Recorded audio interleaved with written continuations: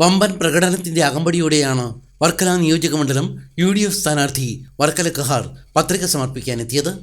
വർക്കല താലൂക്ക് തഹസീൽദാർ വിനോദ് കുമാറിന് മുന്നിലായിരുന്നു പത്രിക സമർപ്പണം. UDF ഘടകകക്ഷി നേതാക്കളും കോൺഗ്രസ് പ്രാദേശിക നേതാക്കളും വർക്കല കഹാറിനൊപ്പം ഉണ്ടായിരുന്നു. തെരഞ്ഞെടുപ്പിൽ UDFന് ജയിച്ചു കയറാൻ പറ്റുന്ന ഏറ്റവും അനുകൂലമായ രാഷ്ട്രീയ സാഹചര്യമാണ് നിലവിലുള്ളതെന്ന് വർക്കല കഹാർ പറഞ്ഞു. ഞങ്ങൾക്ക് നല്ല പ്രതീക്ഷകളാണുള്ളത്. ഇത്രയും ജനവികാരം അനുകൂലമായൊരു കാലഘട്ടം ഉണ്ടായിട്ടില്ല.